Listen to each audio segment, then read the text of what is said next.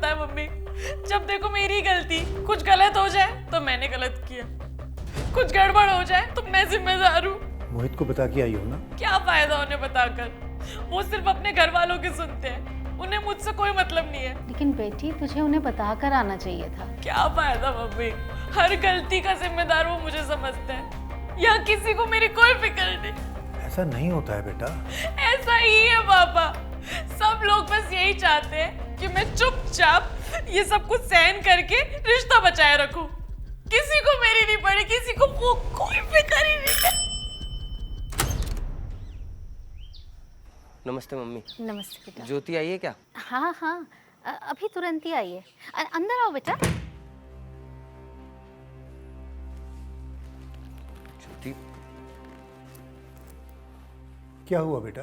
पता नहीं पापा, मैं तो ऑफिस के लिए निकला था, इतने में रास्ते में फोन आया कि ज्योति बैग लेकर यहाँ आ गई है, तो मैं ऑफिस जाने की बजाय सीधा यहाँ चला आया। अच्छा, बस इतना ही बताया?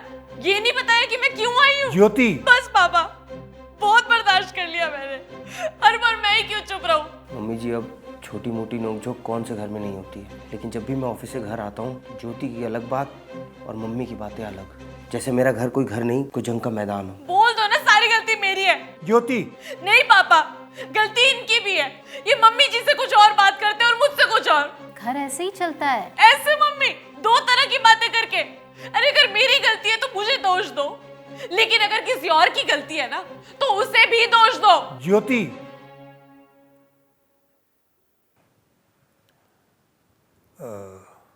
मोहित बेटा, मैं आपसे एक बात पूछूं?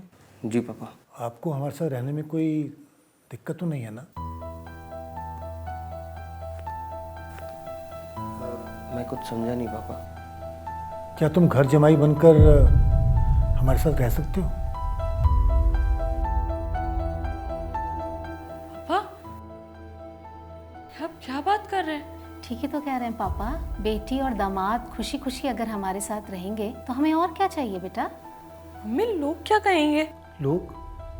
कौन लोग बेटा? पापा, हमारी सोसाइटी। बेटा तुमको अपना रिश्ता बचाना है या सोसाइटी? पापा, ये आप कैसी बात कर रहे हैं? ये सब सिर्फ सुनने में अच्छा लगता है। मोहित बेटा, तुमको कोई दिक्कत तो नहीं है ना? नहीं पापा। नहीं नहीं, ऐसा कुछ नहीं होगा। तो फिर ठीक है, हम डाइवोर्स केस फाइल कर लेते हैं, क्योंकि अभी तुम्हारी शादी को कुछ समय हुआ है, कोई बच्चा भी नहीं है। कल को बच्चा हो गया और ऐसे ही चलता रहा तो फिर डाइवोर्स लेना मुश्किल हो जाएगा। पापा, हमने लव मैरिज की है। कौन सा लव बेटी, तुम्हारी मैरिज में तो सिर्फ झगड़े दिखाई दे रहे हैं। और फिर ये हम नहीं तुम कह रही हो, फिर क्यों जबरदस्ती हम किसी रिश्ते को खींचें? क्यों मोहित?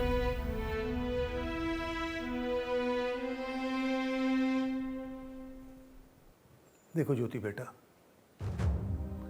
आज के समय में हम रिश्ता बना तो लेते हैं लेकिन निभा नहीं पाते।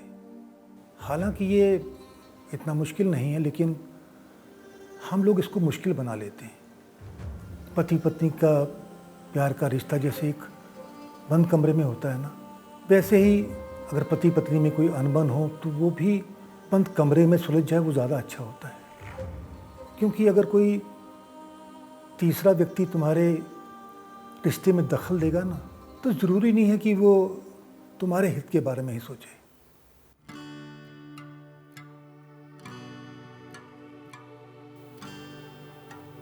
सुनो, घर चलो।